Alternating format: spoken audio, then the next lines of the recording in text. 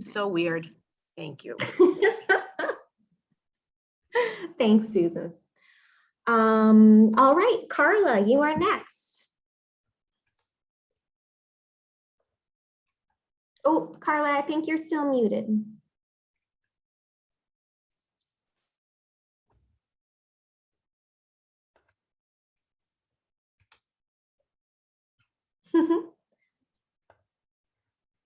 No, still muted. If it's, you can just write in the chat if you'd prefer. I know I get so stressed when I'm muted and everyone's staring at me and I'm trying desperately to figure it out. So I get it. We can move on to, is it Mary Blease? Yes, my name is Mary Bliss Serrano, and I'm the community liaison for APM's Community Umbrella Agency. We are also a community partner at TPF. We volunteered with some park cleanups in the past, and I'm just looking forward to hearing how to help. Great, thank you so much. And then we have Matt Bennett. Hi, I'm also from Power Corps, PHL, like Pedro. Yeah, our organization is like an environmental stewardship program that is an AmeriCorps program that kind of doubles as a workforce development program for 18 to 28-year-olds. And we do a lot of environmental service in TTF. I personally love the idea of incorporating more foraging opportunities and native edibles. So that was an exciting thing to hear. And yeah, we're just looking to see how we can plug in, either helping to build or maintain certain things, or just put our 2 cents in from our perspective. So thanks, everybody. Great, thank you. And then we have two members or representatives from the City of Philadelphia Parks and Recreation, Aylin Compton and Priyanka Malik. And Priyanka's having some audio issues, so we will hear from her at a later time. But Aylin, if you are able to join in and just say a little bit about yourself, that would be wonderful. Sure, that would be great. Hi, everybody. My name is Aylin Compton, and I'm so sorry that I don't have my screen on right now. I'm actually out in the field, just dripping sweat in beautiful Lemon Hill Park. So I'm going to save you from that image. But it is so good to be here with all of you today. Again, my name is Aylin Compton. I work with Philadelphia Parks and Recreation. I am a stewardship coordinator for Tacony Creek Park and other parks throughout the city. And that just means I serve as the kind of the primary point of contact for volunteers, community groups, and other partners who want to help us steward those beautiful spaces. So I've had the great pleasure of working with TTF and other partners at Tacony Creek Park for 5 or so years now. So it's been really, really a wonderful journey, and it's so exciting to kind of come up to this culmination of creating a new and very thorough master plan for the park. So thank you all for being a part of that. I'm really, really excited by this. Thanks. Hi, everyone. I'm Priyanka. I was able to fix my audio, so that's great. I am Capital Project Manager, and my role is to make sure that we have realistic expectations set for this project so that we're able to actually make things happen in the future. Yeah, thank you. Wonderful. Thanks, Priyanka. So I think that we got everyone. If anyone was skipped over, please feel free to jump in. All right, we did. So we do have a icebreaker, but we have a lot to cover today. So I think we'll kind of jump through and get all of that information out, and then maybe we can jump into the icebreaker towards the end. Is everyone all right with that? We'll get some of the details over with. So moving on, let's see. Okay. So let's talk about roles and responsibilities. We have the planning team. That is the 5 of us that you have already met. And then there's the advisory committee members, all of you. Then there's also the general public. And all of us are going to be integral and important to this whole planning process. But just to kind of set the expectations for what we're doing. The planning team is going to be facilitating this entire process. So kind of organizing the meetings, bringing people together, reaching out to who we need to speak with, gathering the data, gathering the information, and synthesizing that eventually into a final report. And I'll go more into detail later. We will be responsible for ongoing communication with you and the general public, as well as the city of Philadelphia. And we will be in charge of, I guess, the actual kind of visual results. So the site analysis, the security analysis, how that is communicated with all of you visually and by narrative. We're going to be responsible for the final design, the final master plan of this park, and we'll be responsible for the narrative report that accompanies that, and that will be submitted to our client, which is the city of Philadelphia and TTF. And finally, we will be responsible for the grant administration, because this isn't coming out of nowhere. This is being funded by a variety of sources. The Department of Conservation of Natural Resources, that's the state of Pennsylvania, the William Penn Foundation, which is a private foundation, and the Scattergood Foundation.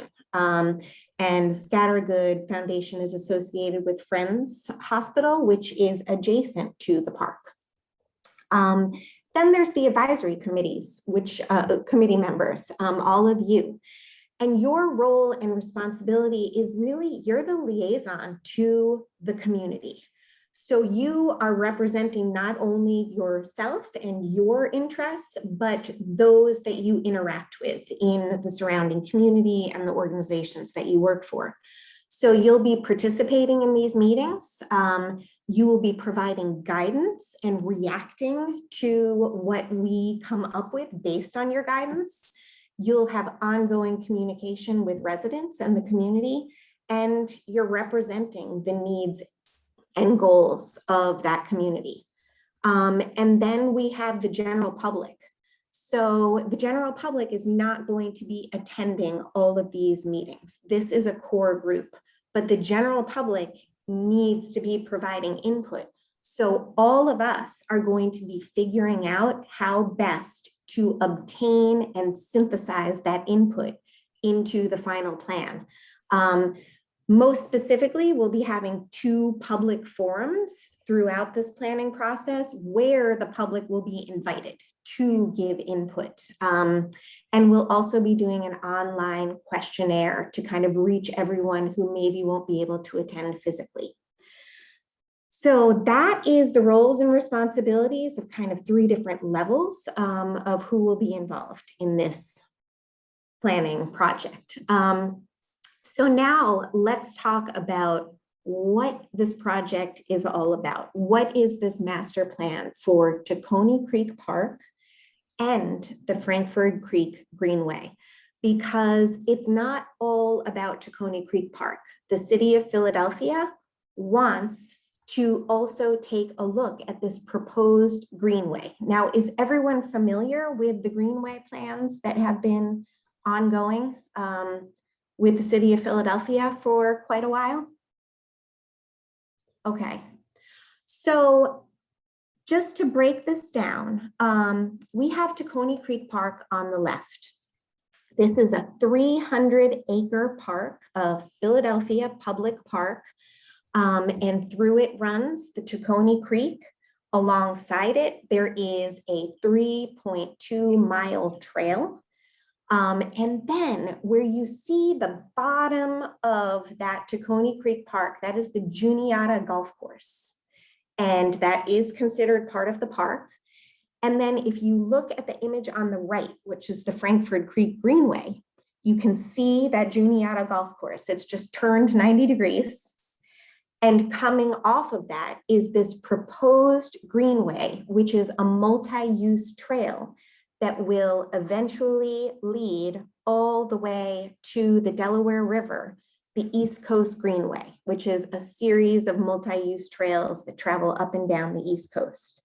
So it's this wonderful way to connect the park with this overall trail network in other parts of the city.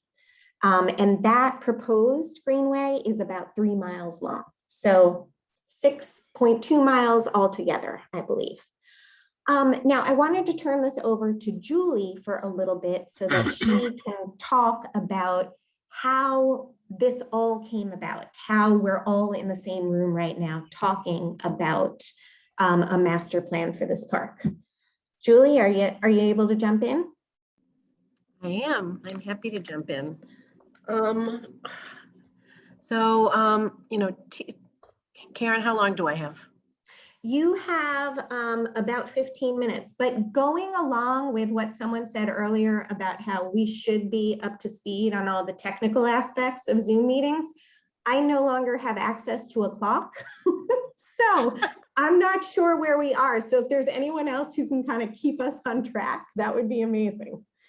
That would be good. That sounds like too much time, but so I just That's want to fine. go. You can take what you need. I want to go back a little and just make sure that folks know, you know, the mission of TTF is to connect people to their creeks. We focus on our 30 square mile watershed, which is Philadelphia, half Philadelphia, and the communities where the headwaters are in Cheltenham, Abington, and Jenkintown, a tiny bit of Rockledge and a tiny bit of Springfield. And our mission is to improve our watershed. We do that through education, restoration, stewardship, and advocacy.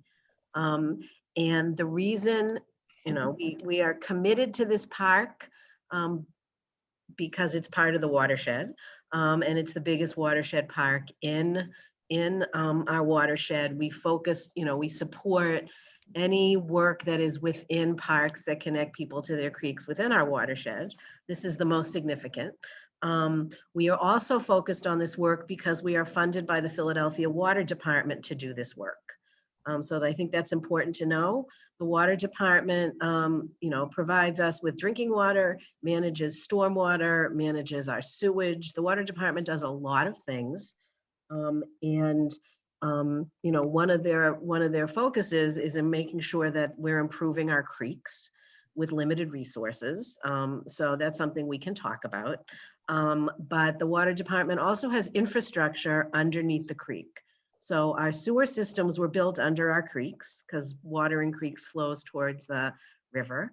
And the Water Department is committed to the health of the creek and also to maintaining the health of its infrastructure.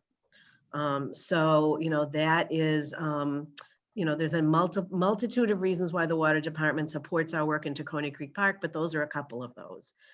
They know that the infrastructure itself will be safer with more engagement, and they're also committed to community engagement, getting people next to creeks.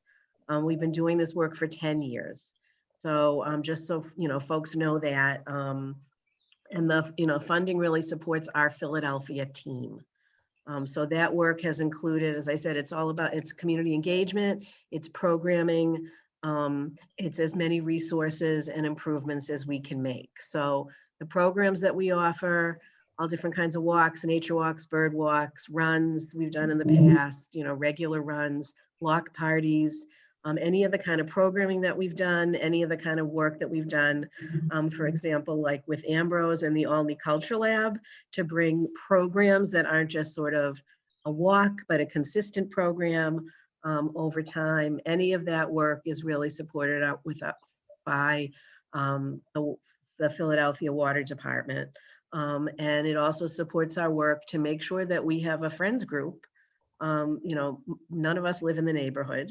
Who work at TTF, and we have a commitment to make sure that neighbors are involved in this park. It's all about stewardship. So supporting that friends group is really key. You know, and I think that one of the positive things about the friends, not a lot of friends groups have sort of a professional staff to support them with resources, and this friends group does. So I think that's something really special. The other thing I just wanted to mention is, you know, we did the work with, we've done a bunch of murals in the park. and the improvements, particularly at the Tabor and Alney Gateway. If those of you who are familiar with those, which included a new gate that we raised the funding for, as well as plantings, those are the kind of projects that we want to see, and we know neighbors want to see in this park. So we know there needs to be a lot more of that. And, as part of this master planning process, we see that as, that's an innovation. That's a pilot project. The success we've seen from the investment at Tabor and Alney, and the number of people who have been drawn to the park because of that, much more welcoming gateway. So we've been sort of working along for, like I said, about 10 years with programs, and trying to get more folks involved, trying to really build a constituency for the park, which is what you folks are. When we know that many people felt the park was dangerous, when the circuit trail was completed from the boulevard down to Juniata Park, there was no outreach for that. The park is not staffed. So really getting people involved has been work, and has taken time. That kind of work takes time. And we have wanted all along to sort of take a bigger picture look at that. So we invited, literally, this is how this started. We invited out a friend of ours whose name is Jean Lynch, who works for the Pennsylvania Department of Conservation and Natural Resources, because we had a few ideas that we thought she might be interested in for the park and for the Greenway, actually. And we invited her out. She took a walk with us of the park. Once a month, the first Friday of the month, we do a stakeholders walk in the park. So she came on one of those. And what she said to us after a long conversation and the walk was that she saw incredible opportunity in this park, that the state wants to invest in Philadelphia more, and that she thought we should submit a master plan. So we spent some time talking to our board, talking to the water department, talking to our wonderful friends at Parks and Recreation, and began that process. So that's how we got where we are now, which is a funded master plan process, as Karen said, funded through the state. This is a $100,000 grant from the state, matched by the William Penn Foundation and the Scattergood Foundation. Those things, as you can imagine, took a while to pull together. This has been a really long process so far. And then, working to select a consultant and make sure we got started. So we are thrilled to be working with Natural Lands. One of the things that we know at TTF is what we don't know. We think that's really a strength, and we never did a master plan before. So we wanted to make sure we were doing this with an organization that knew how to do it. We want this to be successful. And what the Natural Lands folks, talked to us about was really helping us with community engagement, which is really at the heart of this plan. So, this contract was funded a while ago. It's taken us a while to get through the pandemic, and the time it's taken to sort of pull things together and get contracts done. But we are now at this first meeting, which is really remarkable and wonderful. Karen, did I leave anything out you wanted me to say? I think that was great. I have a couple of slides that follow this. So if you just want to jump in with those slides or not jump in, feel free. Oh. But let's just. I love slides. Yes, slides are wonderful. Visuals are wonderful. So I just wanted to Julie has already talked about a lot of this, but just kind of provide a few visuals. She talked about some of the progress that TTF has already made in the park, and some of the highlights of what this park already is, and why we're so focused on it and so excited about the potential of furthering the importance of this to the neighboring communities and to Philadelphia in general. Julie, did you mention some of these specifically? We have if you want to just talk about a few of these programming elements. I can do that. So, you know, as you folks can see a bunch of these pictures, I think the two on the right are block parties. We've been doing block parties, I think, since 2014. It was the year Dorian started. It was actually like the week Dorian started. Oh, wow. And, you know, like, again, as I said, there's no program, because there is an environmental center, there are no program staff in this park. There's no center, there's no program staff. So there's no programs. So we started, you know, we love block parties. We know how Philly loves block parties. So we started doing these parties the week, you know, like the third week in June, a number of years ago, at 3 different gateways. And we have not missed a year except for last year. So these really have been opportunities for us to connect with people and to ask people what they wanted to see in terms of programs. So these were really introductions to the park. We met people and have continued to meet people, though it's not as large, of people who said to us, I didn't know this was a public park.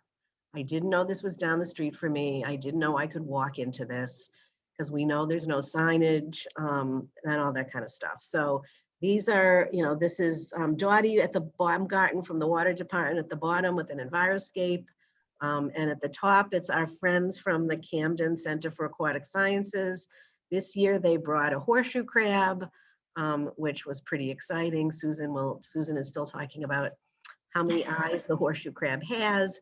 But these are things that, you know, kids come over, families come over, as much sort of engagement that we can connect to nature is what it's all about. These also became community fairs because we know that our neighborhoods need resources. So, you know, health organizations reached out to us. We didn't say no to anyone if they wanted to join us, except for anybody who was selling anything.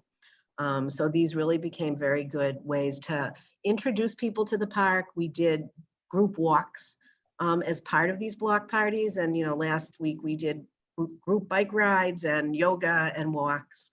And we heard from people what they wanted, which is the programming that we have now. We'd like a group walk, we'd like a group run, we'd like nature. That's how we learned about this stuff. And we also collected everybody's information. So we started to build a list of people who were interested in programming in the park. On the left at the bottom is our Healthy Trails 5K. We did that for a number of years. We didn't do that last year and the year before, I think.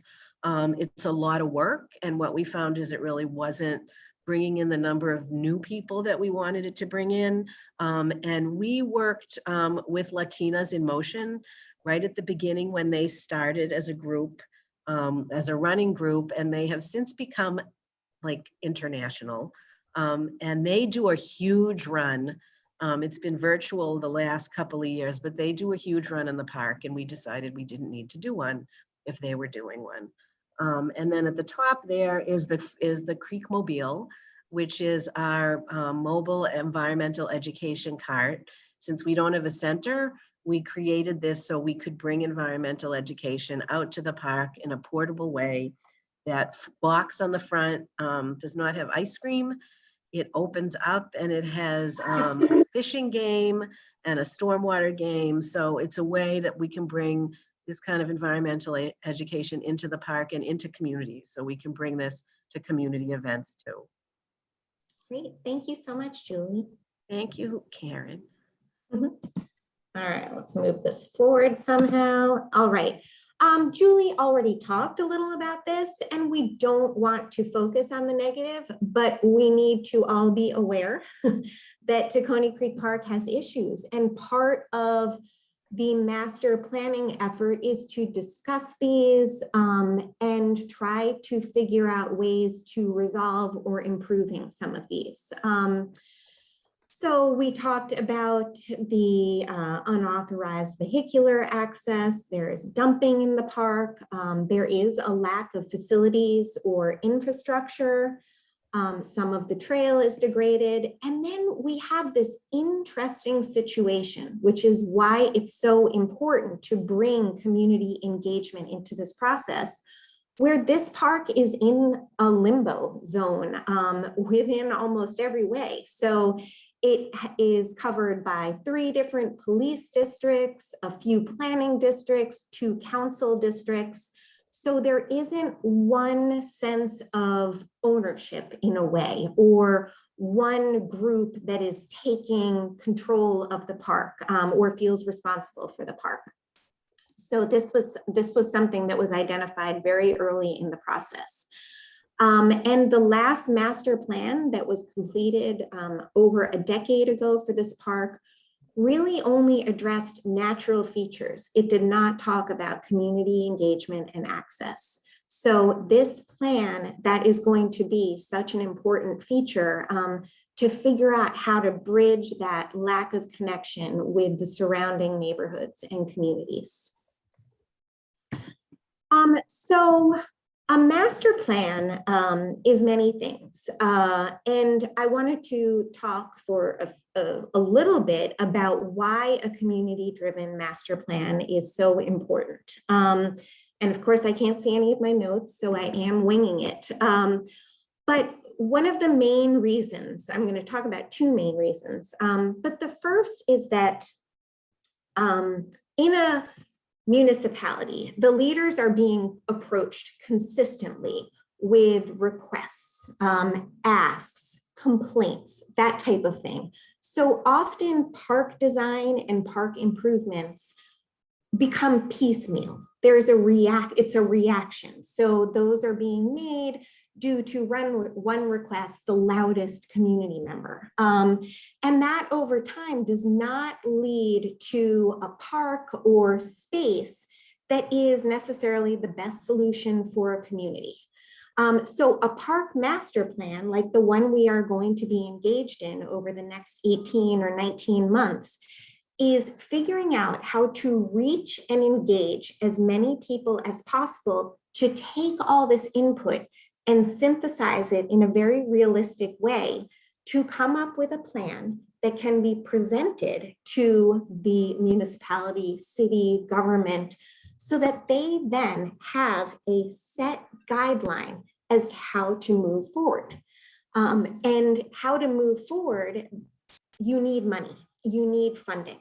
And so that set plan that we will be creating at the end of this process can then be used to raise funding through grants or other means of support. And it just shows the potential funders that there is a thoughtful, focused, and comprehensive plan that people have already approved and shown support for.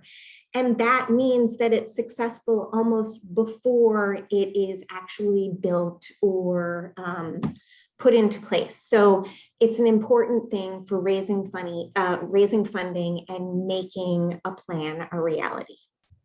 So does that all make sense to everyone? Okay. So I wanted to give a couple examples very quickly of precedents, precedent master plans. So I gave them at a variety of scales. I'm just showing 2. So the first one is in the city of Philadelphia. It's FDR Park, which is in Southwest Philly, the most heavily used park in that area. And it's similar in size, although not in shape, to Tacony Creek Park. So 348 acres, a little bit bigger. And the goal of this was to take this historic park that was developed or designed by one of the most famous landscape architects of the 19th century and to redesign it to serve the needs of the 21st century and how people use parks today. It was a 1-year process, which is incredibly quick for a master plan. And the planning team engaged over 3,000 community members with special consideration to ensure that the incredibly diverse group of users and communities were involved in that process, including underserved populations, such as recent immigrants, non-English speaking communities, youth, seniors. So there was this very inclusive community engagement process. And the results of this plan was a master plan that brought nature, water and human activity into balance in one unified system. So the master plan restored or talked about restoring ecological function to the site, continuing the original vision of the park, not erasing it and starting over because there was this historic nature to it, but also nurturing community ownership of the park. And that was key. Engaging the surrounding community and making them become a part of it moving into the future. And then taking it down to an entirely different scale. This is a master plan that Natural Lands did in 2018, and it was for a neighborhood park in the city of Coatesville, Pennsylvania, 1 acre. This is tiny. But the situation was similar. It needed to be community driven. It was a neglected public space. It was a 2-year process during which we engaged with the community in public meetings, in design exercises. We did an online survey, and we came up with a master plan that was phased with accompanying cost estimates so that the city of Coatesville could use that to fundraise. And we also identified maintenance needs and provided recommendations moving forward.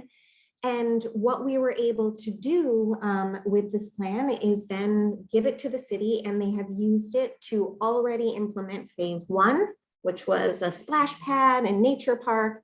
And this summer, they are implementing phases 2 and 3. So the point of this slide is to say that this type of master plan works. If you have the plan, you can raise the money, you can make the improvements in a way that serves the entire community. So to talk a little bit about the scope. So these are images that you have seen earlier, but this is the project area right here. We have the 300-acre Tacony Creek Park, and then we have that 3-mile-long Frankford Creek Greenway. I believe simply because of the nature of the Tacony Creek Park being more of a park-like space and including the riparian buffer, we are most likely going to spend most of our time focused on that. But we want as much community engagement for that trail portion as well, because it will be an incredible connector to the park and to the rest of the city. DCNR has very specific requirements for activities and kind of the deliverables at the end of a master plan.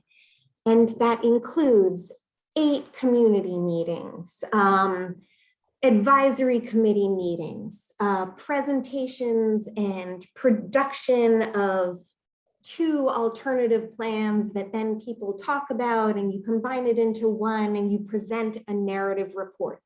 It's a very specific recipe of what needs to be done. But with Tacony Creek Park, we need a bit more. And this is what makes this particular project so exciting.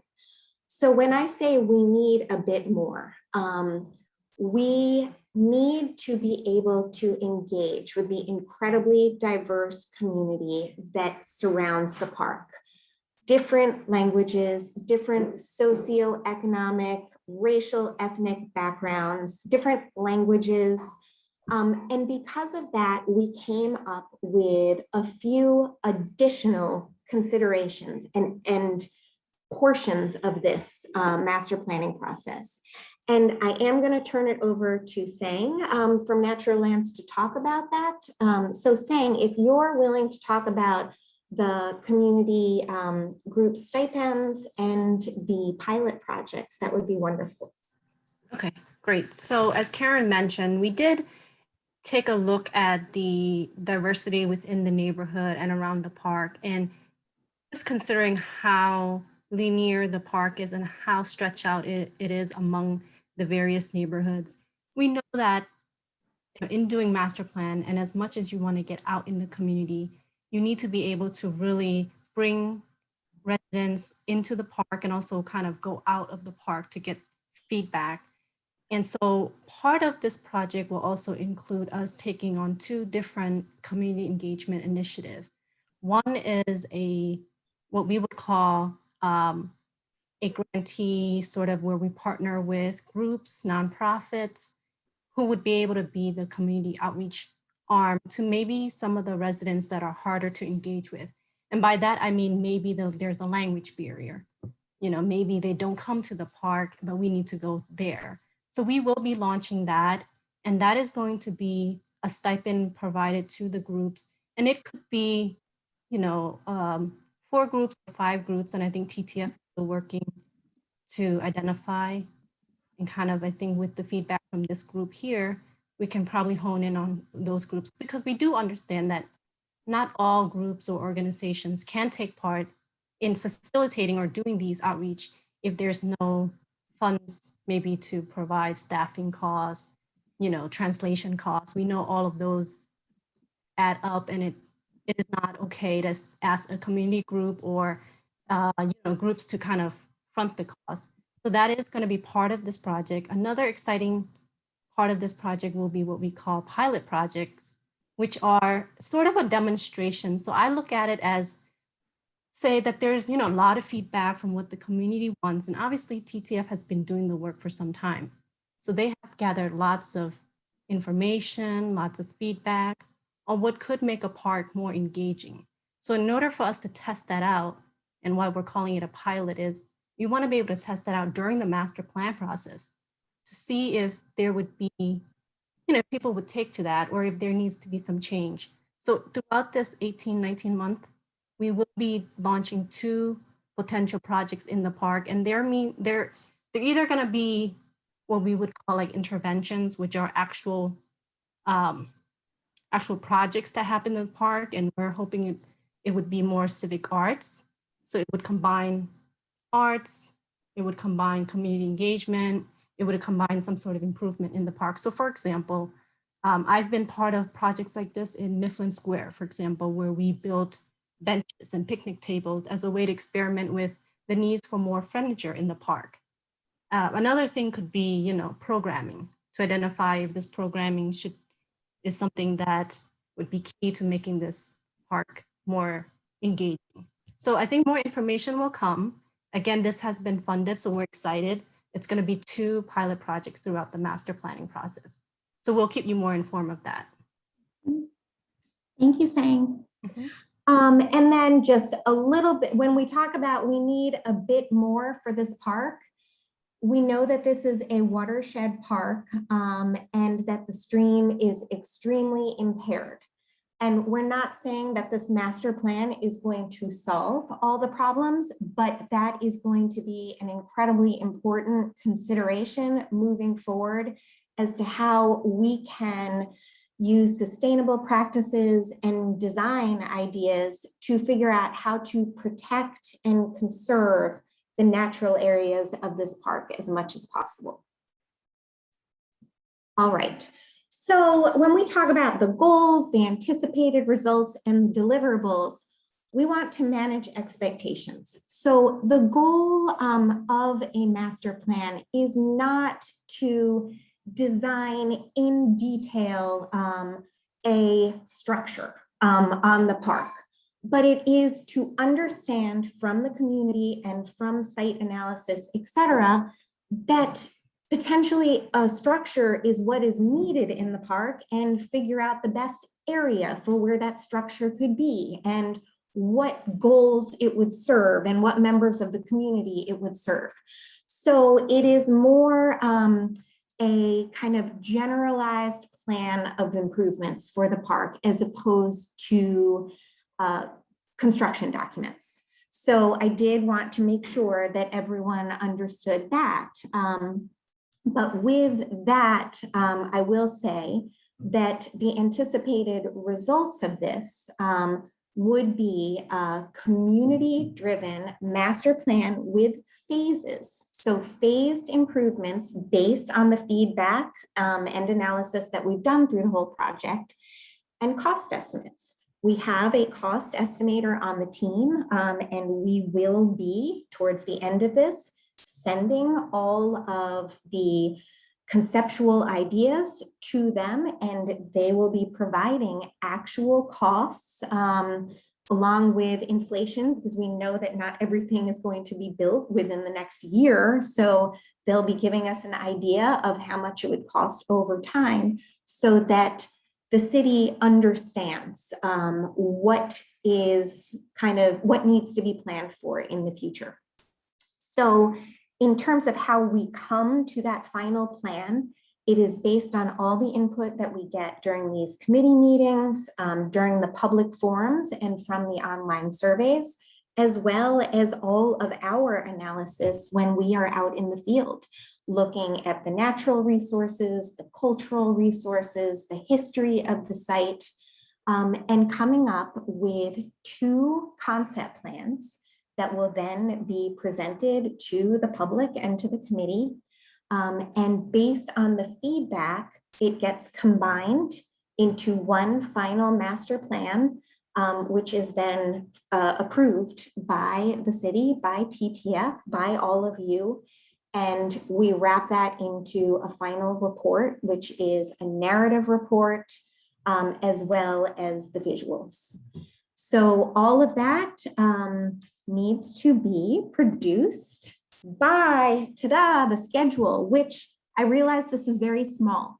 So I'm just going to give you the key dates, which is the project is starting now. The project is officially starting with all of your attendance today.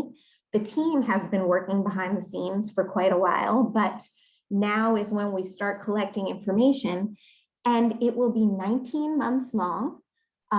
We will be finishing with a final product by December of 2022, and then presenting everything to the city of Philadelphia and to DCNR and our funders by the end of January 2023.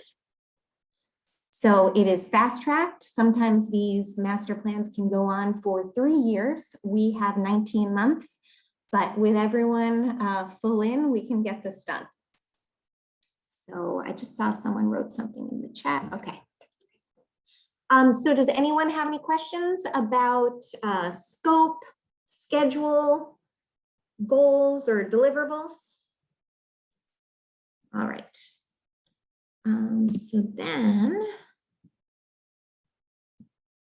I am going to turn this over to Ann Toole so we can start with stopping listening to the planning team and starting listening to all of you. So if we can start talking about survey results, that would be wonderful.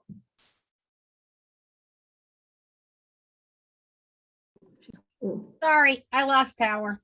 That's all right. It must be hot and there's like a brownout around here or something. Oh. Yeah. So does anybody have any questions to ask before we delve into this? You guys heard a lot so far. Yeah. Maybe somebody wants to ask something. I'm raising my hands because I think we had questions about the Greenway. Okay. So what are some specific questions about the Greenway? I would be happy to answer everything, or as much as I can. It sounds like just how the Greenway connects, how it connects. So yeah. Right. Yeah, Karen, when you started your conversation, you said, does everybody know about the Greenway? And a lot of people said no. I happen to know about the Greenway because I worked at an organization where we were part of the Greenway in New Jersey, the larger one, right? But I think a lot of people just don't know what that is. There's not been as much talk about it as there should be, as large as it is, especially because it connects across the whole East Coast. So, I'm happy to, or the circuit, the Philadelphia circuit area, like there's connections between all of those pathways, but nobody's really talking about it. Right. Okay. I'm happy to talk about the Frankfort Creek Greenway. If you want me to, I don't know. We did have a map of that. Yeah. Do you want me to? I can go back and find that map. It is small, but at least it'll be something. So we, in this region, as Marissa said, we're part of a regional circuit system called the Circuit. The Schuylkill Trail is part of that, the Pennypack Trail, And there's a trail being built along the Delaware River by our partners at the Delaware River Waterfront Corporation and Riverfront North. So all of these things will be part of the regional circuit system. The goal is that these trails connect regionally, and they will also connect to the East Coast Greenway. So that's a trail that's going to run from Calais, Maine to Key West, Florida. And the Delaware River Trail will be part of that trail. Our trail, the Tacony Creek Trail, which is 3.2 miles from Cheltenham Avenue to Juniata Park, will connect along the Frankfort Creek Greenway at Iron Ramona, where the trail itself ends. It will connect. That's where the Frankfort Creek Greenway will start. It'll run up that street. It'll run down Cayuga. We have an enormous map in our office, and actually Karen has it now, and there where you can see, I think it's in our office. Now you have it back. So the city, has made, this is Parks and Recreation. Thank you, Parks and Recreation. So the Frankfort Creek Greenway is something that the city has been working on. A lot of the Greenway is on the street, but it will be a trail that connects to the Delaware River Trail on Delaware Avenue, and sections of this trail are built. Wheatsheaf Lane is built, Lewis Street is built, and the trail and the section from Aramingo Avenue to Adams Avenue is almost done. If you drive by Aramingo Avenue and see the construction on 95, that is part of this trail construction. So that piece, we could actually go walk along that piece. You can't drive. Ugh, it's so confusing. Some of it you can drive on, but we could drive over there and get out of our cars and walk along that trail from Adams to Aramingo. The other thing just to let you know about is that we are working very hard at TTF to connect into Montgomery County. We just finished a feasibility study with Cheltenham to do that. But that's, this is a master plan that's focused on the city. So we're focused on this park and the Greenway, but the goal is to connect into Montgomery County. So you can ride from the Delaware River Trail along the Frankfort Creek Greenway through Tacony Creek Park, along the Tacony Creek Parkway and into Elkins Park, and then get ice cream when you get there. Most importantly, to get ice cream at the end. So when Julie's talking about Montgomery County, I don't know if you can all see the cursor on my screen, but it is the northern part of the park where Tacony Creek continues moving from the north, not moving towards the north. That would be moving in the opposite direction. And the interesting thing about Frankfort Creek Greenway is it's very complicated. So Julie's saying that you could drive a certain portion of it.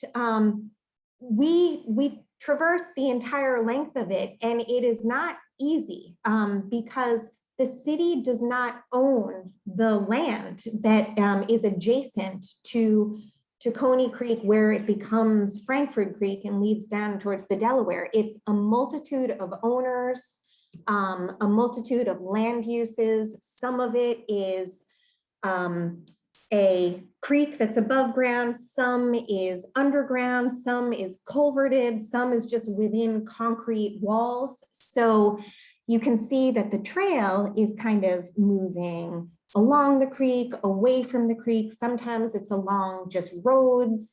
So it is a little bit more of a complex animal than Tacony Creek Park is itself, but it is a very important connection and deserves a lot of attention as well. So does that answer most of the questions about the Greenway? We are open to more.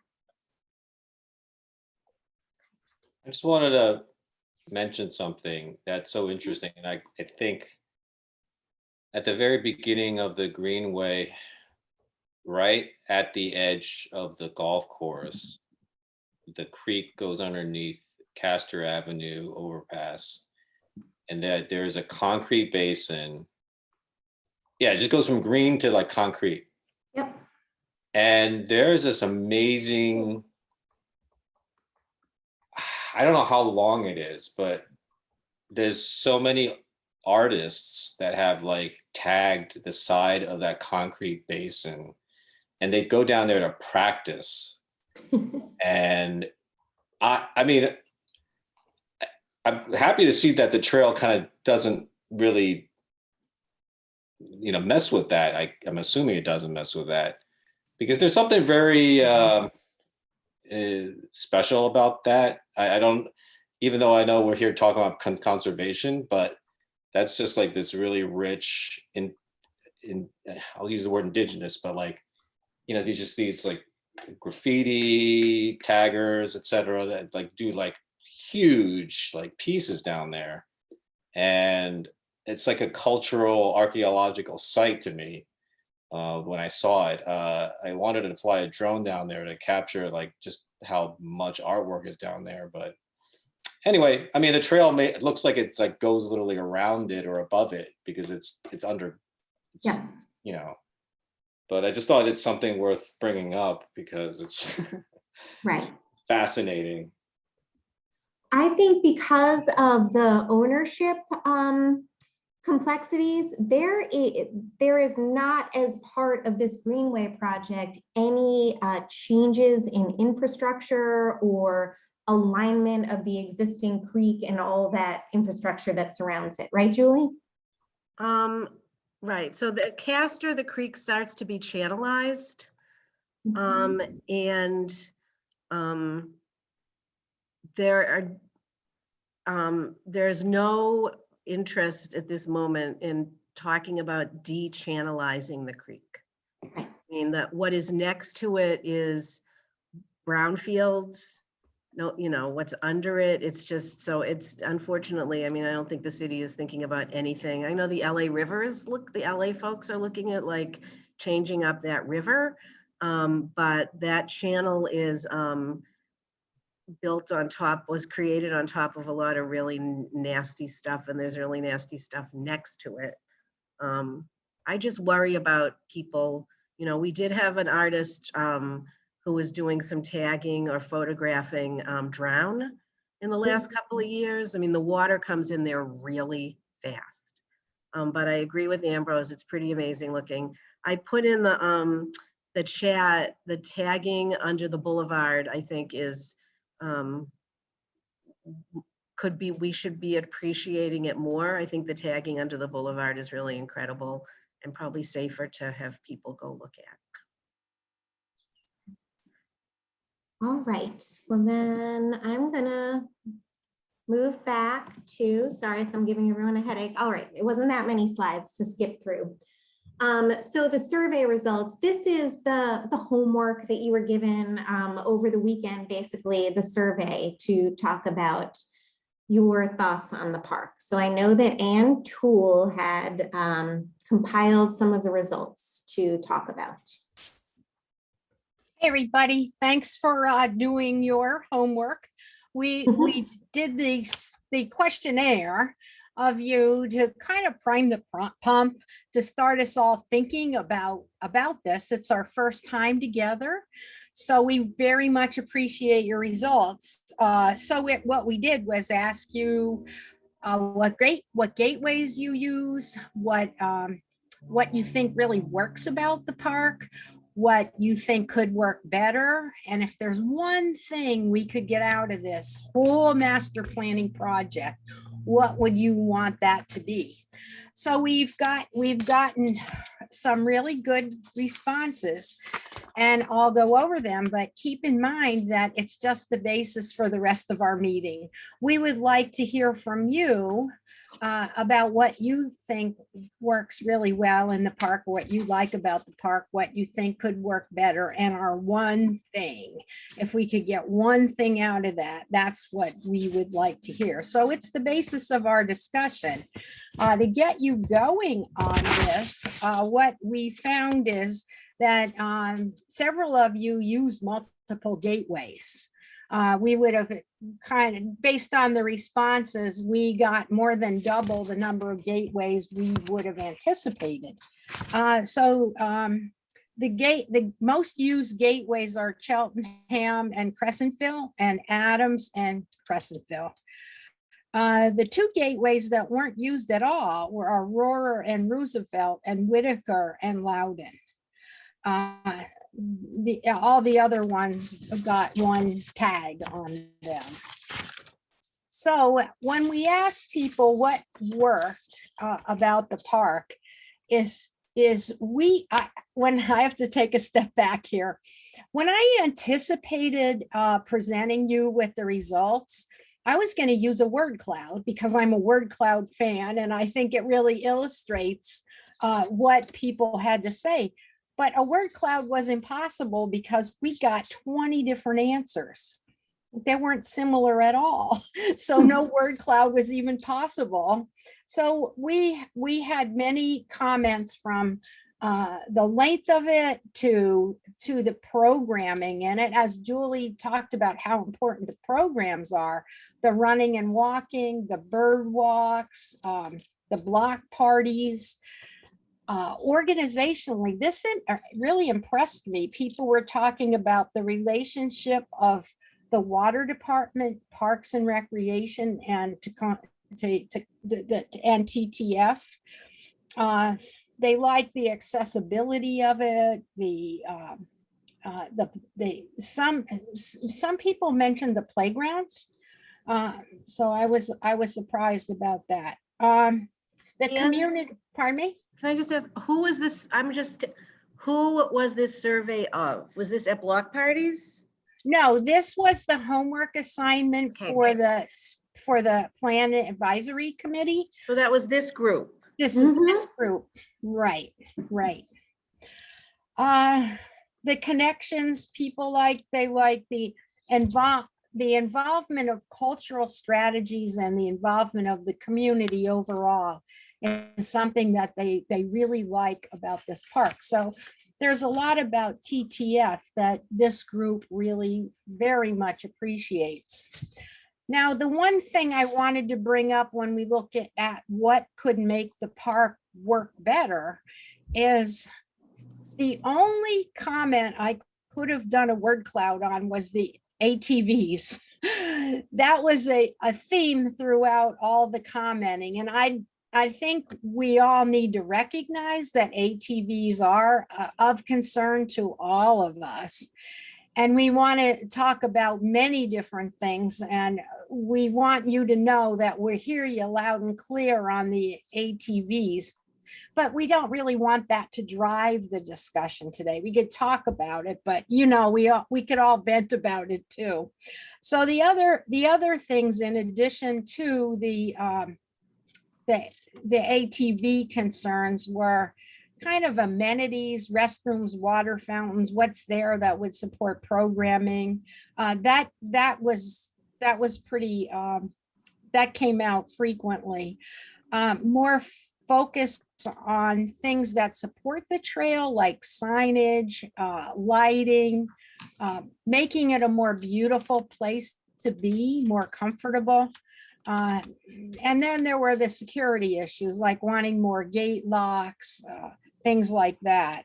Signage came out big. We got some positive feedback on the existing signage, and some requests for more signs because people in the neighborhood still don't know about the park. And we did find that at the block parties. So when we asked you all about if we could accomplish one thing, we got 5 different responses. ATVs were 2 of them.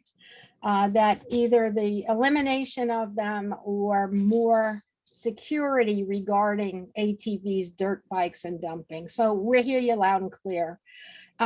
People want the park overall to be more inviting, that there be more in community involvement with nature, and that the project really, the master plan, reflects the needs and desires of the community overall, and to have the community have greater feeling of ownership over the green space.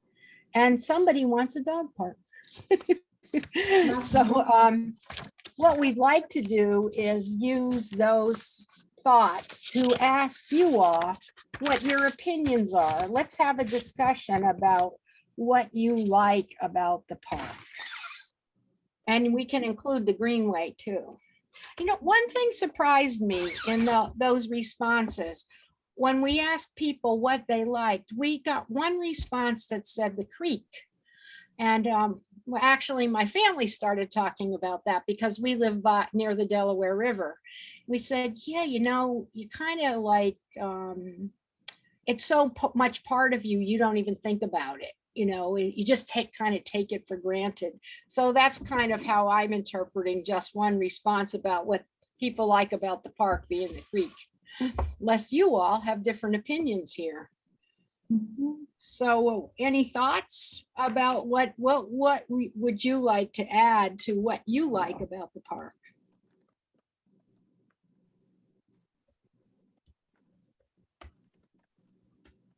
I'm going to pick on a Philadelphia person.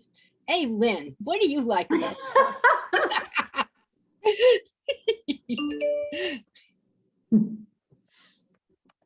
Oh, is she? Oh, sorry. No, it took me a minute to unmute there. Oh, there you are. Laughing. Okay. The first thing that came to mind was really like how it serves as such a hub of community.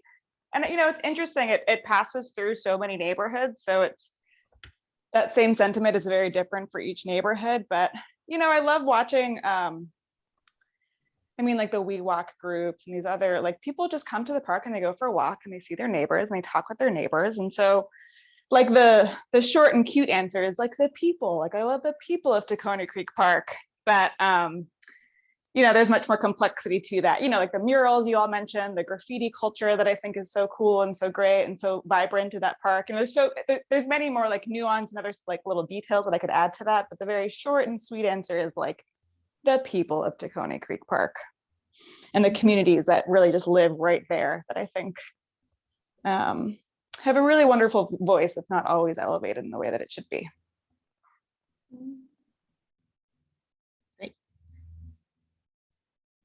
No. Well, I was gonna say I personally like the incorporation of art, so the murals, the natural art that we'll see sometimes. It'd be nice to see some more of it if it's ever possible, of course.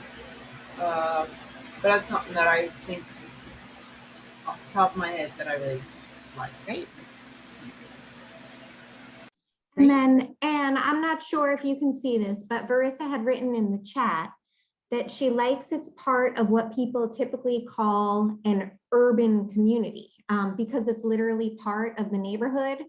And since green space is so limited for a lot of city residents, particularly in this area, it's part of their neighborhood. Great. Verissa, if I misinterpreted that, let me know. Great. Okay. Perfect. Got it. Got it. Who else wants to weigh in? I'm going to pick on somebody here. I'm going for Stephanie. How about you, Stephanie?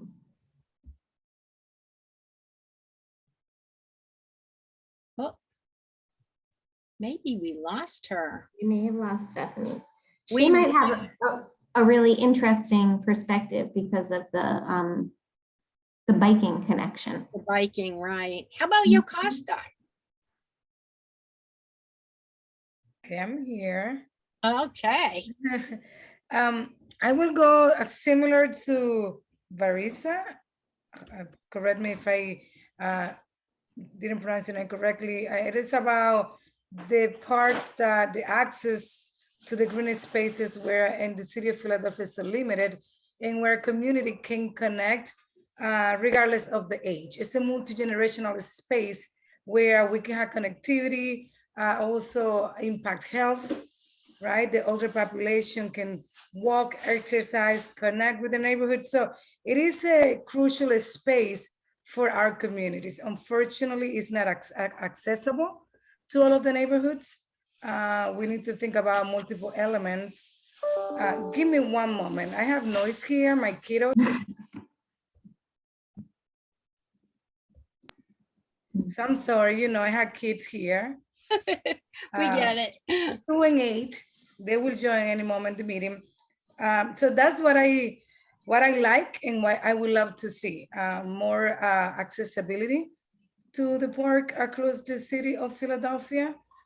We are pretty connected with the Greenway. Actually, they will host the conference this year, where we're going to be part of the conference too, which is another great sideway for the work with the livable communities work that we are doing here in the city of Philadelphia. Great. Thank you. Okay. Can I add something? I'm on my phone. I don't know if someone else Oh, had their please hand up.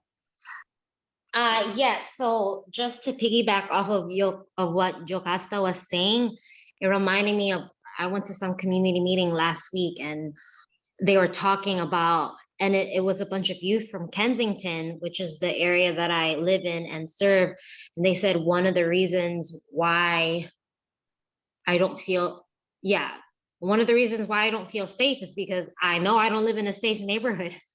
And parks usually are a safe place, like Yokasta was saying, where you can go or like you can feel safe, you know? So, but unfortunately, it is a little far from the Kensington Harrogate community. And it's not too far from Juniata. We also are in Juniata as well. And then public transportation wise, I know we're closest to like the I and Ramona intersection. I don't think it's that great public. I don't know what buses run around there, but it's definitely not as close to the L. But you know who are around there a lot? Kids on dirt bikes. Yeah. So if that was legal, I don't know if that could be something that can be part of the plan, like actually building a space where they can go and ride their bikes versus causing a ruckus on the streets up to 2 o'clock in the morning or whatever.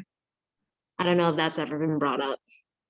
I also want to add, Mary, please, in reference to that, I was in a town hall meeting last year and with Councilmember Brooks and Councilmember Thomas, and one of their constituents said that in order for her to access a park, she needed to take a bus because of what you said, or she didn't feel safe, or they don't have a green space on her neighborhood. And thinking about through the pandemic, you are afraid to be out, you want to take a walk, you just want to leave your house for 5 minutes, and you need to take a bus to do that. Right. So that broke my heart. So it is a big challenge that we have here. And that's what I'm really excited about this group and the conversation and what can bring together. Absolutely.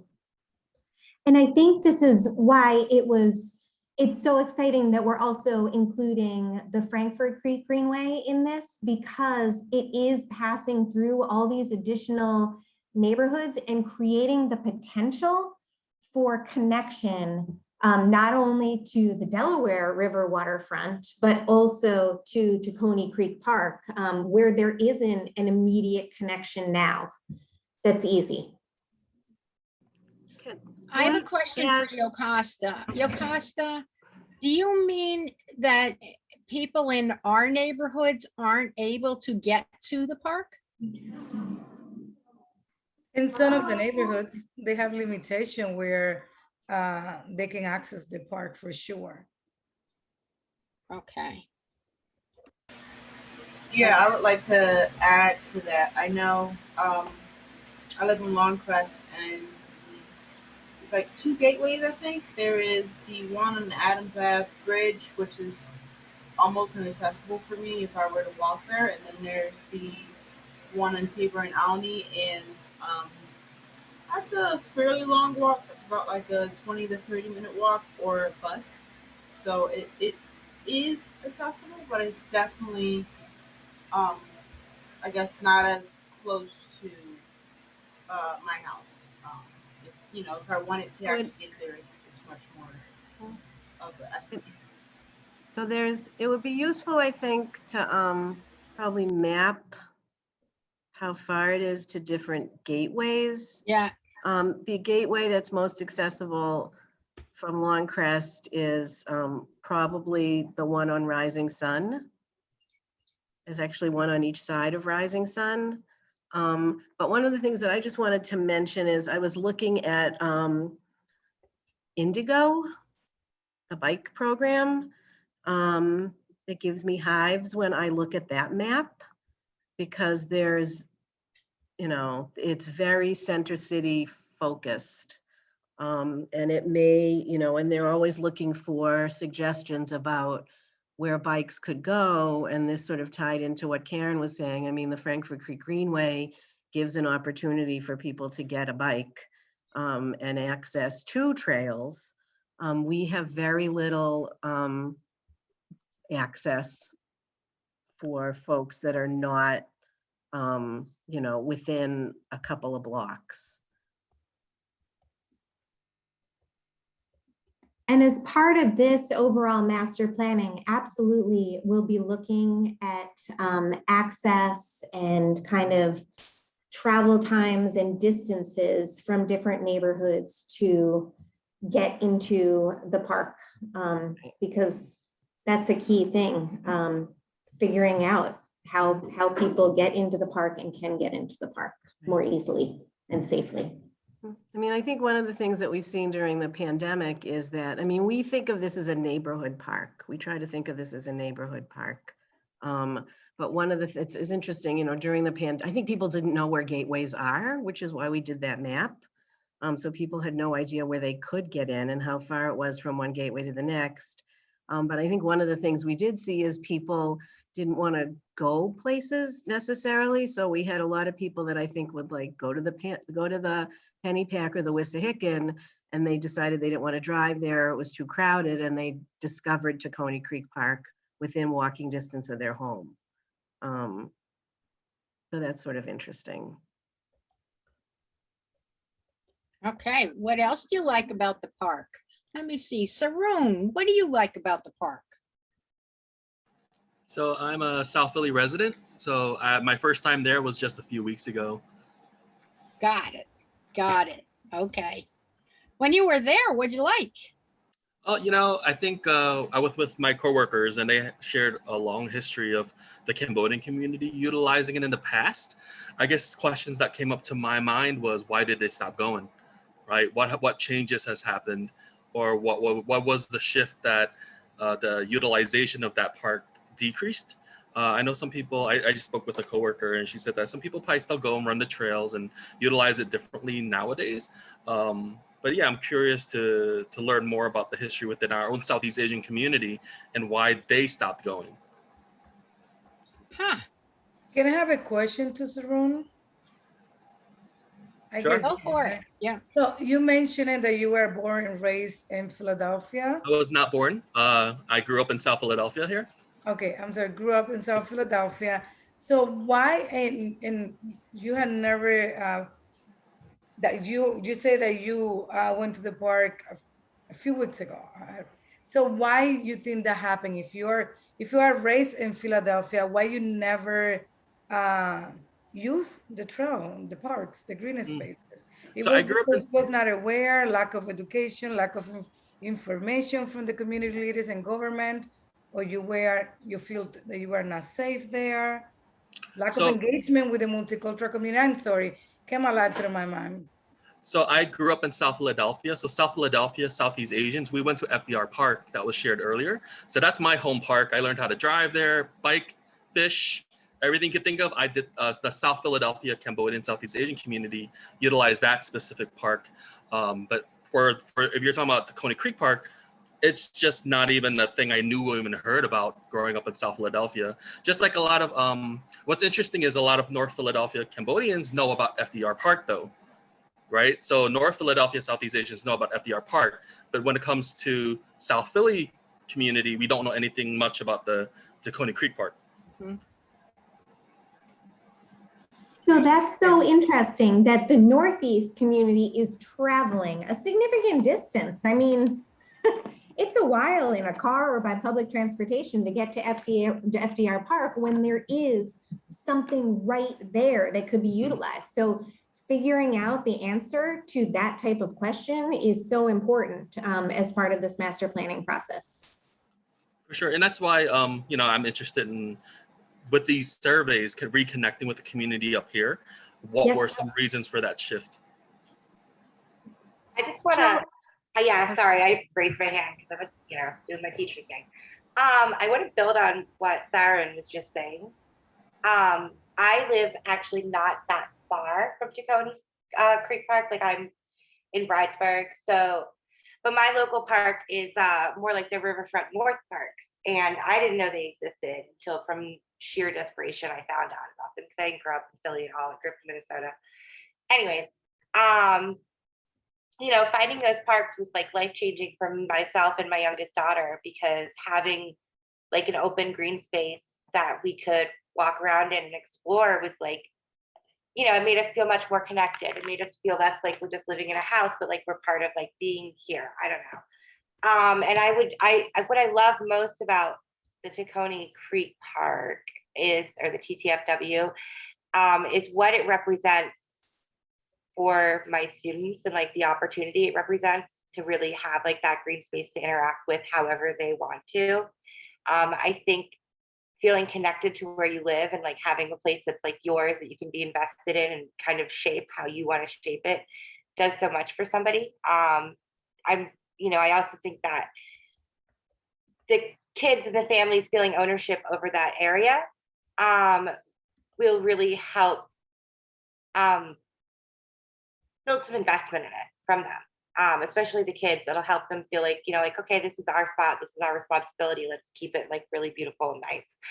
And I love that. I think that's really great. So that's my favorite thing about it, is like what it represents in terms of opportunities and like what we can do go building forward.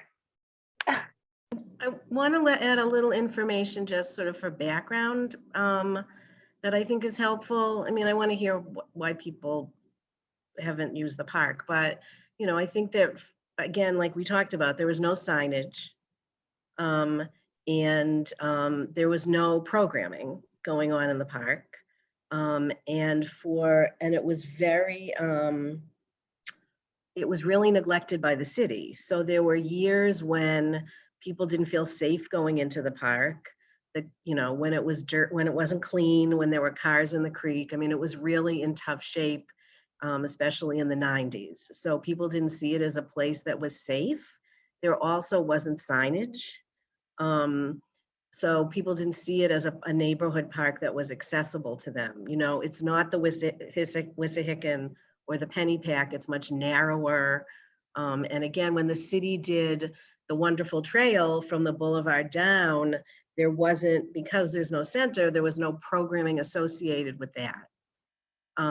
So, you know, those gateways went in, they're big gates, but they didn't necessarily indicate that people could come in.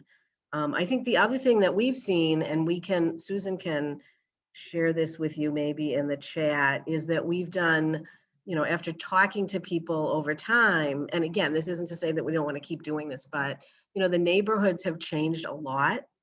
So I think that there were years when the park was cleaner, and the creek was cleaner, there was more activity by people using the park who don't live in the neighborhood anymore, or whose kids don't live in the neighborhood anymore.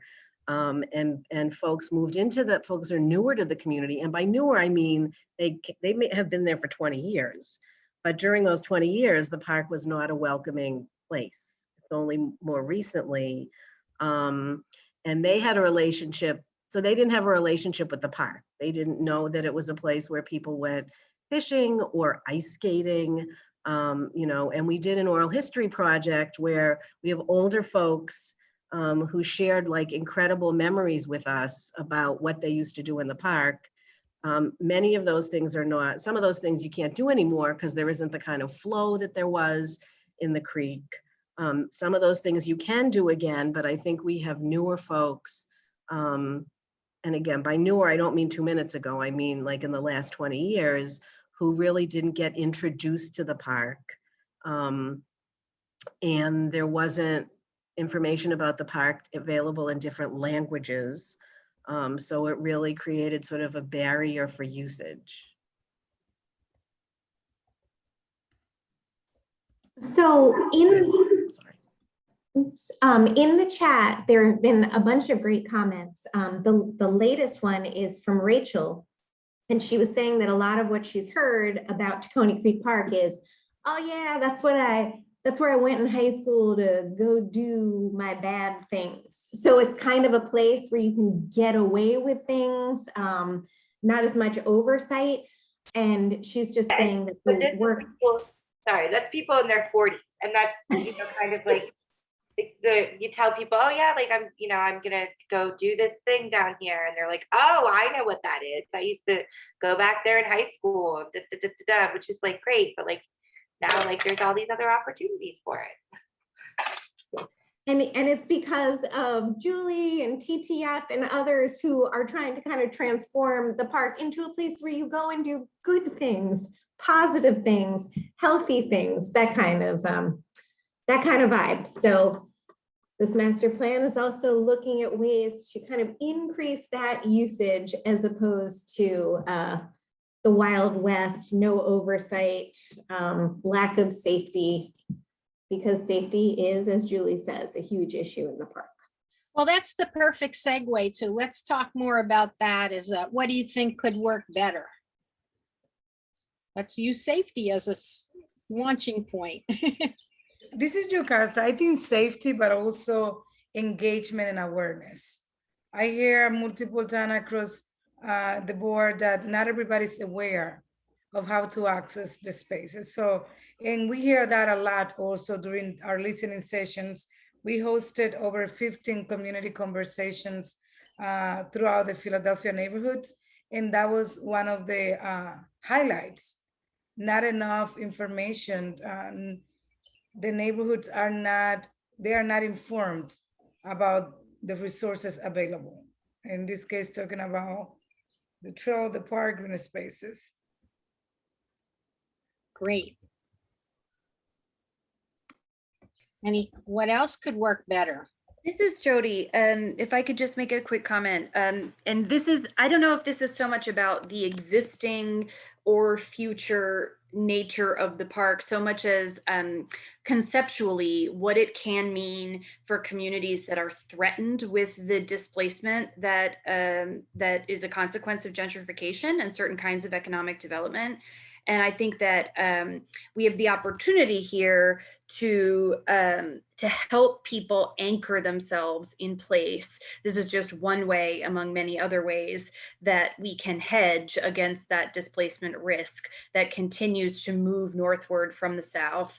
And by giving more of those stakeholder groups and constituency groups that are, the residents, the business owners, the churches and faith communities that are around the park, by having them own the space through input into this process, as well as utilization of the space, when the time comes for other kinds of communities to start moving in, it's something we wrestle with when we think about revitalization these days in any context, right? Any part of the community that we are beautifying or revitalizing, we think to ourselves, okay, how do we make sure we're not doing this just for other people to move in and take it?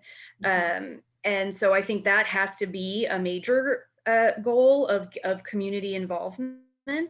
Is not just input and perspective and sort of hearing from them their thoughts and ideas, but really cultivating the ownership that will anchor us as a community and prevent against some of that displacement risk. And I don't know who it was that said they were interested in a dog park. I have nothing against dog parks. I've had dogs and had loved to take them to dog parks when I had pets like that, but I get always a little bit wary when I hear dog park, because to me that means the kind of thing that we've seen in the Northern Liberties and Fishtown and other places where in the end the interests were foreign culturally to many of the people that are long time residents. So that's not to say you can't have a dog park somewhere in 300 acres, but just that the idea of like what's the sense of culture, cultivation, and ownership as specifically as a hedge against the displacement risk of gentrification, I think is hugely important. Got it. What else could work better?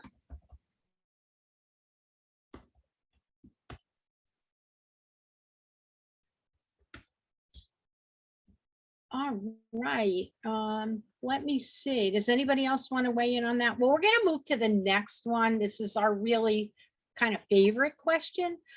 If we could get one thing out of this whole master plan, what would you want that one thing to be? So I am going to start with Ambrose because you're an A. What's one thing you would want?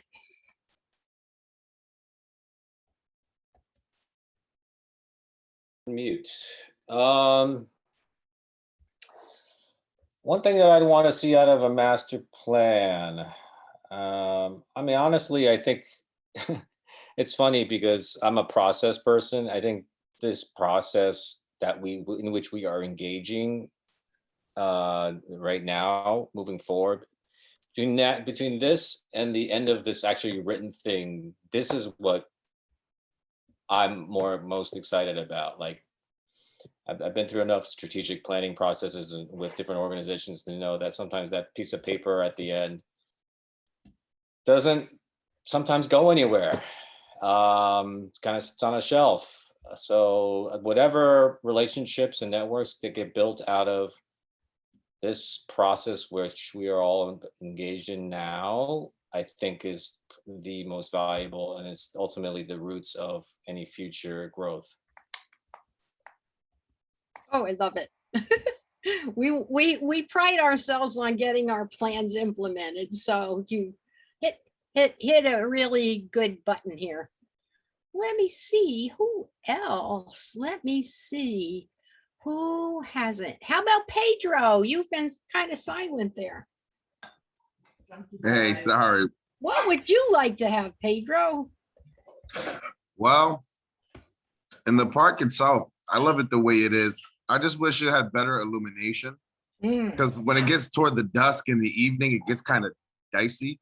I mean, I've never seen any issues myself, just walking into my personal time or while working, but there's some spots that get pretty dark even during the daytime. And I know if I was just a random neighbor walking by myself, I would avoid some of that for like the evening time. But if it just had more different light sources or like an opening for like more natural light to come into it, or however we can work it out. Great, thank you. We heard that in the block parties too. Good, good, good. Anybody want to hop in, or should I keep selecting away? Anybody trying to say something? Sorry, and just to jump in, we have about 15 minutes left, and we still need to cover recommendations for who we should be speaking with next. So maybe we'll do this for another 5 minutes and then we can move on. Does that sound good? Okay, let's see. Carla, how about you?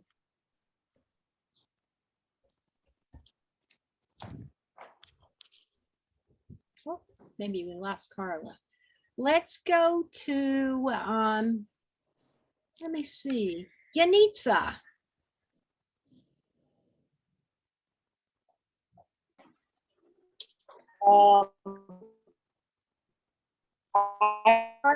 Carla's having technical. Don't have much. I'm more here I'm coming in at the end tail of it because I was in another meeting.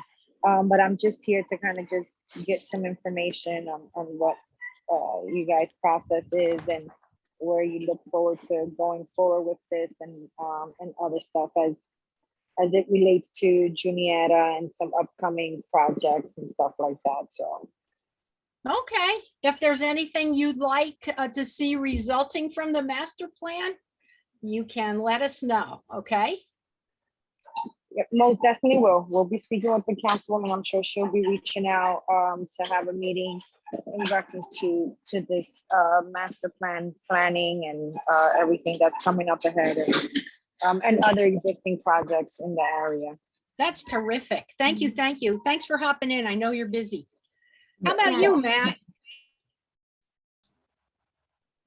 Well, I really like the just the creek, how it flows through, and different kind of, like, some of the work that we do is like opening up access along the creek, like where invasives have kind of creeped in and made it less accessible, or like even obscured it from view entirely sometimes. So I do like those spaces where either it's like grass where you can sit by the trail, like by the creek, or like seating areas. Because I love just the sound of a creek going by. It's just something always very pleasant. And I could do it. I did it as a kid for hours just by myself, and I could do it with anybody, picnics or anything at all times. So that would be my my 2 cents to poke in there. What I love about it and what maybe it could be more of. Super, super. Okay, we're closing in on our 5 minutes. So anybody Hey. want to hop in? Hey, and I have a quick. Go for it, Aileen. Thanks. Yeah, this is Aileen talking. Yeah, so I would say when I speak with people and like users of Tacony Creek Park, I get a lot of the same, people come here to bird, people come here to forage plants, people come here to enjoy nature. And so I'm really hoping through this plan, we can identify ways to, improve the ecological health of this park, not only through like identifying key projects, like, there's so much turf that I think could be beautiful meadow that would provide so much more habitat for those birds that people like to come and watch, and for the wildlife that people like to come, and for those plants that people like to forage and have a connection with. So I think, identifying opportunities to turn like turf to meadow, or identifying like key areas where we can do some significant restoration of the plant and the ecosystems that are bringing so many people to this space. I think that would be a really exciting thing, not only just to highlight the value, but also identify opportunities, and hopefully down the line, make it a funding opportunity to be able to point to this plan as ways to bring more dollars to that work in Tacony Creek Park. Oh, great. Thank you. Okay. Aileen was the last to hop in. So Karen, it's your turn. All right. Well, I did just want to introduce Carla from Councilwoman Sherelle Parker's office. She was having some audio issues, but she wrote in the chat, and just in case anyone missed it, she is here joining us today. And Councilwoman Sherelle Parker is a great advocate for the park. She gave a pretty incredible speech, very rousing at the May 8th Love Your Park date at the park. So Carla, we are very happy to have you joining us as part of this advisory committee. Thank you. All right, so an important part of your role as advisory committee meetings, as advisory committee members, is advising us on who else we could be reaching out to and speaking to, getting information from, because this is all a network of kind of input and engagement. So there are some required pieces of our outreach. And one of those is key person interviews. We're supposed to be doing 10 to 12 key person interviews. Most of the time it turns out to be a lot more, but 10 to 12 is kind of a goal, a minimum goal. So we would love to know from all of you, people that you think that we should be talking to that have an interest in the park or could potentially have an interest in the park. And it doesn't all need to come out in the next 5 minutes. You could write and make suggestions to us. The other thing is focus groups or organizations that we may want to speak to. Just jumping out at me right now would be if there is some type of organized ATV group or dirt bike group. I'm not sure if there is, but it would be interesting to talk to groups that utilize the park or could utilize the park to get their information. And the last of who we should be talking to would be recommendations for who we could reach out to gauge interest in that stipend program that Sang spoke about earlier, who could benefit from some additional funding to bring people together so that we could better engage with them in this park planning process. Anne, did you have anything else to add to that?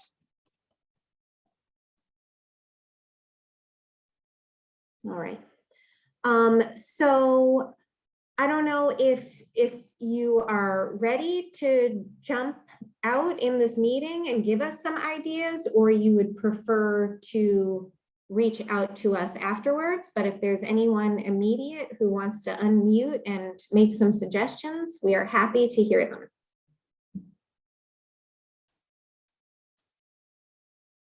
Okay. All right. Then we will be following up with you after this. So then this leads to kind of our next steps. So the next advisory committee meeting is not going to be until September of this year. So you have a few months off, but we are providing you with homework. So this homework is very general. And it is basically to think about what we want from the general public to help inform our direction. So any ideas from you would be very helpful, and we can come back in September and get that information from you and process it in order to move forward in a clear way. Susan, are there any upcoming park events that we want to let the advisory committee know about? Because it would be wonderful if over the next few months you were able to visit the park once or twice to kind of get a better idea about goings on and usage and that type of thing.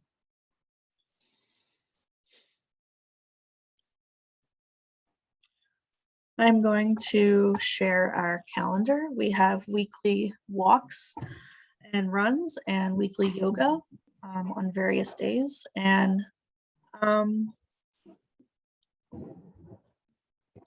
yeah. Okay. Well, this is, that events is regularly updated. So that is just a great way to gain access. And that kind of leads into this next piece on this slide, which is ongoing communication. So we will be in touch with you. You'll be hearing from Susan. She'll kind of be the liaison between our group and your group with any information, websites, the meeting minutes from this meeting we'll be sending you, a link to the recording. So we will be in touch, hopefully not annoyingly so, but just enough to keep you engaged and to help you feel connected so that you can reach out to us as well if you come up with ideas that you want to communicate with us. I have a couple of dates I'd like to mention. There's a dance artist named Leila Aishi Jones who's been in resident with Only Culture Lab, and her site has been Tacony Creek Park. She's been doing these walks that have been called revival walks. They are about 2 hours long and generally using creative movement, storytelling, and sort of mindfulness with small groups to engage with the space. Her residency is concluding at the end of the summer, and she will be concluding with 2 revival walks. One is a sunset walk on August 5th, which is a Thursday evening from 6:30 to 8:30. And then she's going to do a sunrise walk on Saturday, August 7th, around 6:30 to 8:30. Typically, they've been held at the Cheltenham Crescentville Road Gateway, and then people walk into the park, and they don't walk far because there's various stops along the way. A couple other artists have been invited to work with her on these. Mama Carla Wiley, who's a a local only resident and oral historian / oral storyteller in the African American tradition. And then Dr. Jane McCrae, who is, I found out recently, actually the managing director of the Alliance for Watershed Education, but she's an amazing movement artist as well, besides being a scientist. So Ambrose will email us that information. Yes, And we'll and share it with you. yeah, if we can get the email list of everybody on this call, that would be great. And then on October 2nd and Saturday, we're gonna put on the Tacony Creek Suite, a live concert performance with Professor Gibson at the Big Field in off of Tabor.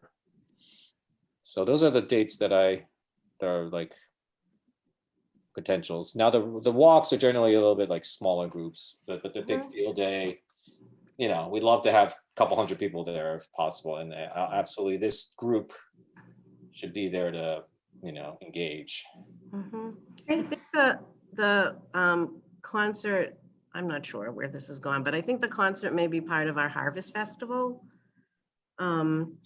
The other thing just to add is that we have weekly Wednesday cleanups at different gateways, and then the second Saturday of every month we do cleanup. So I'm not sure if everyone in this group is on the TTF constant contact list, but Susan will make sure that that happens, so you just get our regular emails with information. Wonderful.